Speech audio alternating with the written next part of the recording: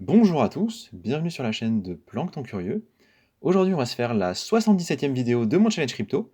Pour cette vidéo, du coup, je vous propose de parler de BNB.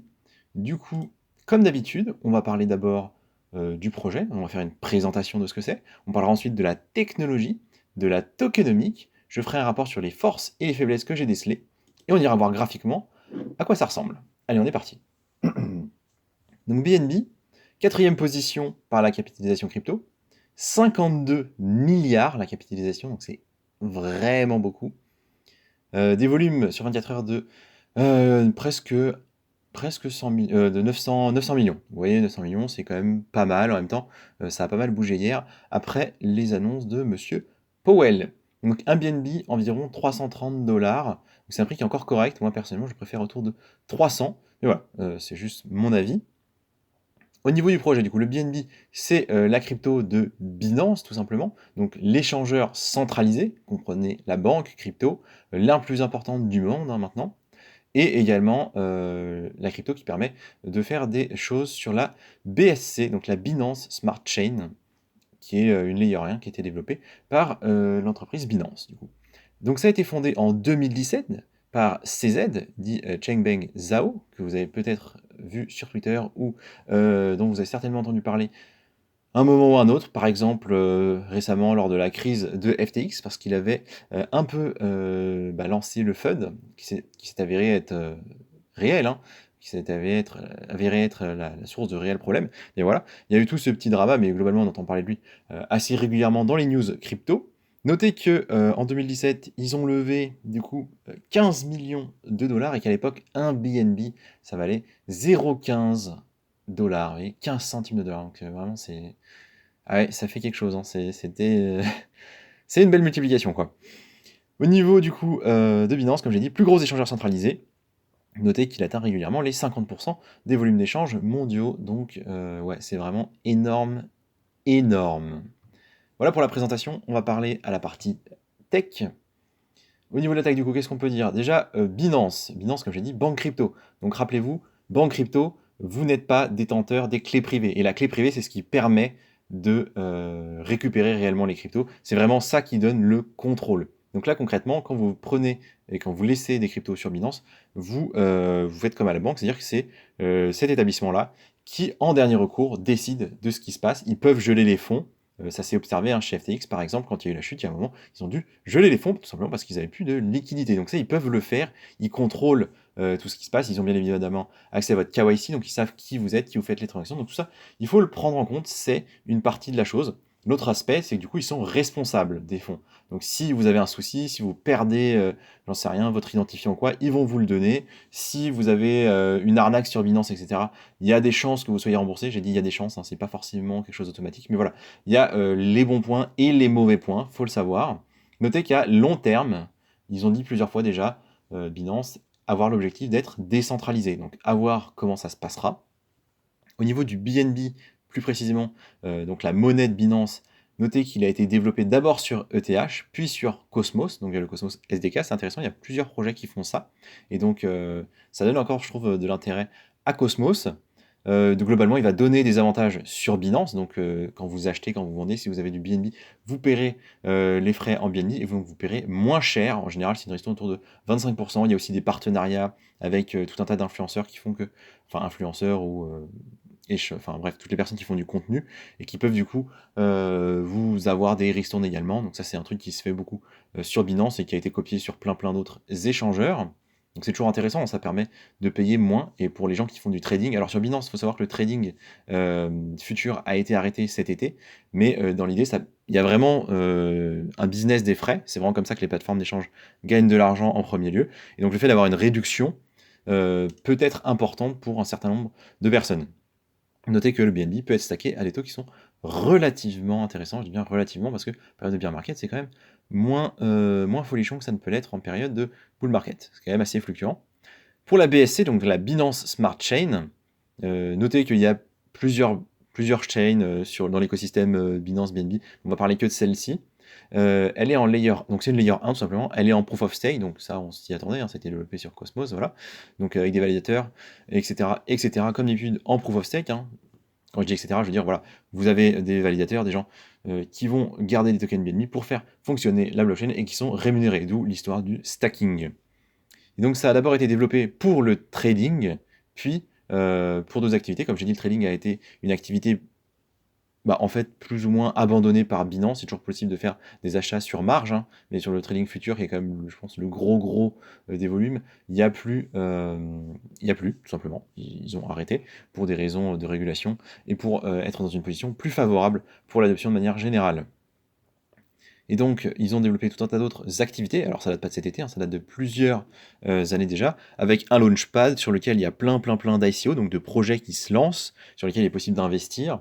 Ils ont une gamme NFT, bref, ils ont tout un tas de services pour en fait faire grandir l'écosystème Binance tout simplement. Au niveau du coup de la tokenomique, on va pouvoir voir un certain nombre de choses intéressantes. Et celle sur laquelle je veux vraiment attirer votre attention, c'est tout à droite, l'offre en circulation. Vous voyez 157 millions, il y a marqué 79%, et une offre max à 200 millions.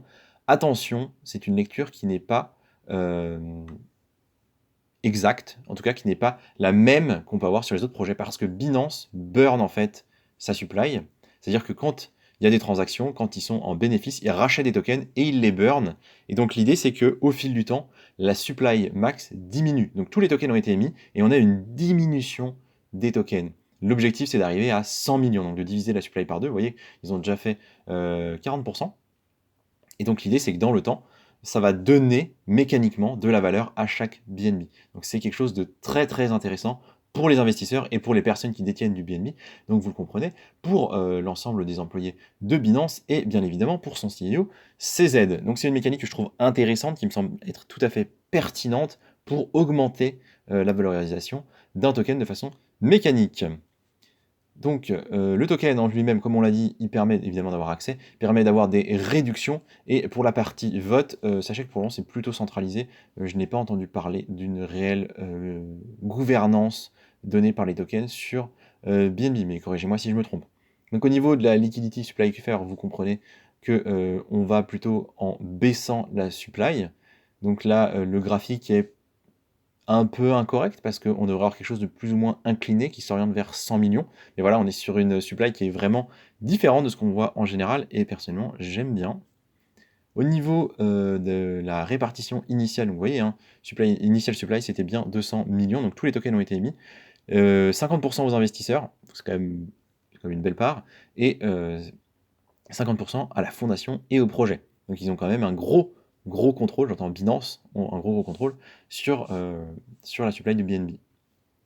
Donc ce qui nous plaît du coup, comme je le disais, hein, c'est l'aspect déflationniste plus le burn des frais. Et vous noterez que j'ai mis une TVL de 23 millions de BNB. Donc 23 millions, c'est pas énorme au final. On va être autour du coup de un septième des tokens qui va être stacké. Voilà, bon, ça donne une idée. Bon, ça vaut quand même 7 milliards, donc c'est quand même pas rien du tout non plus. Voilà pour la tokenomique. On va voir maintenant les forces et les faiblesses du projet avant d'aller voir graphiquement à quoi ça ressemble. Donc, dans les points positifs, c'est le plus gros échangeur, tout simplement. Donc, on apprécie. C'est pas forcément un gage de sécurité absolue, mais c'est quand même quelque chose de plutôt positif, surtout qu'ils ont bien tenu face au FUD qu'il y a eu lors des derniers mois. Donc je pense qu'ils ont une certaine quand même confiance des investisseurs et des utilisateurs. Et de toute façon, on sait que pour l'adoption en général, on a besoin d'échangeurs centralisés, parce que les gens, le entre guillemets monsieur tout le monde qui veut acheter des cryptos, il n'a pas envie de se casser les pieds par 50 échangeurs, ou d'aller acheter des cryptos sur chaque plateforme de crypto. Il veut un endroit où il va pouvoir acheter de la crypto. Et donc il faut des échangeurs centralisés, à mon avis, en tout cas dans un premier temps. Et donc Binance me semble être le mieux positionné pour ces choses-là, en tout cas à l'heure actuelle.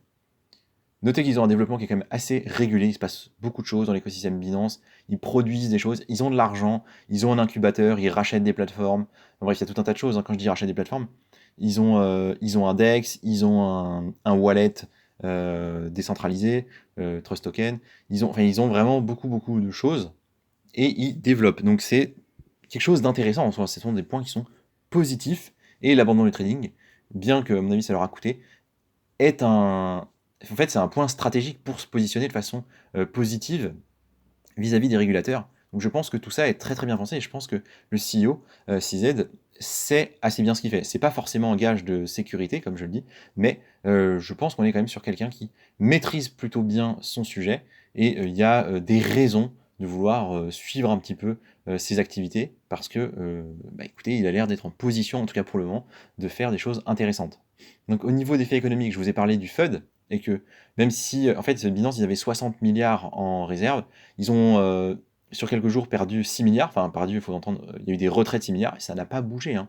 Il n'y a pas eu de souci, il n'y a eu aucun problème, tout le monde a pu retirer comme il voulait. Donc ça, c'est quand même très très rassurant d'un point de vue économique, comme j'ai dit, hein. Le fait que tous les tokens soient émis, qu'il y ait un burn et qu'on vise une supply plus basse, écoutez, c'est un peu ce qu'on a envie de voir quand on investit sur un token. Donc oui, j'ai envie de dire des points positifs. Globalement, des bonnes idées en plus pour inciter les utilisateurs. C'est-à-dire que on a besoin du BNB pour payer moins cher. Donc, à partir du moment où c'est sur Binance, vous allez avoir du BNB. C'est quasiment certain, c'est quasiment mécanique parce que ça a du sens en fait de le faire. Donc, je trouve que tout ça est bien pensé, bien ficelé, plutôt pertinent en tout cas dans leur domaine d'activité, hein. Ils vont pas révolutionner la partie technologique du monde de la blockchain, en tout cas pas a priori, mais ils sont sur un créneau qui est utile. C'est le plus gros échangeur. Donc voilà, je pense que c'est intéressant d'investir dessus. Quand même quelques points négatifs. Attention aux échangeurs centralisés de manière générale. On l'a vu, FTX était quand même le deuxième plus gros et il s'est viandé de façon monumentale. Ça a été catastrophique, hein, pour tout l'écosystème et pour tous les gens qui avaient des fonds sur FTX, pas juste du FTT. Donc ça, attention. Pensez quand même, si vous avez beaucoup de fonds, à éventuellement en avoir sur des cold wallets, etc., de quand même diversifier les échangeurs sur lesquels vous vous positionnez. Ça, ce serait quand même moi ce que je suggérerais. Globalement, il y a toujours une crainte, hein, même si elle a été largement atténuée par la hausse là, de janvier, il y a toujours une crainte, je pense, des échangeurs centralisés. Donc attention. Et notez qu'on n'a pas le bilan. C'est-à-dire que si on a eu, comme je disais tout à l'heure, les preuves de réserve, on sait combien ils ont en réserve, on ne sait pas combien ils ont de dettes. Et donc c'est quand même essentiel pour bien comprendre la santé d'une entreprise. Et là, pour le moment, on n'a pas cette information-là, d'accord? On ne sait pas si Binance a des dettes, ou si, et envers qui elle les a, et de quel montant. Donc ça, c'est quand même un point qui est extrêmement important, et on aurait besoin de cette information. Sur les points économiques, j'ai pas grand-chose à dire, à part que, bien évidemment, quand vous achetez du BNB, vous achetez une monnaie qui est entièrement liée à Binance et qui dépend du succès de Binance, donc qui n'a de la valeur que tant que Binance est présente et efficace. Voilà globalement ce que je voulais dire, plutôt favorable à l'achat de ce token-là pour le moment, en tout cas pour moi personnellement. Et je vous propose d'aller voir du coup graphiquement à quoi ça ressemble. Donc on est déjà en vue weekly. Donc ça vient de, évidemment, très très très très bas, comme on l'a dit. Et encore là, on était en 2021 à 24 $. Donc ça vient de vraiment très très bas. Et l'explosion a été incroyable, hein. Entre janvier 2021 et mai 2021, c'est complètement fou ce qui s'est passé. Et bref, nous, les zones qui nous intéressent, ce sont celles-ci. Donc on voit d'ailleurs, ça c'est intéressant, novembre 2021, on a presque retouché, hein, les zones de mai. On les a vraiment chatouillées depuis, bien évidemment. Tendance baissière, le plus bas est ici, donc à juin 2022, autour de 190 $, pour une remontée à 325, petite redescente jusqu'à 260, on est remonté à presque 400, dis donc, en octobre, pour redescendre à 220. Donc là, c'était vraiment la zone idéale d'achat.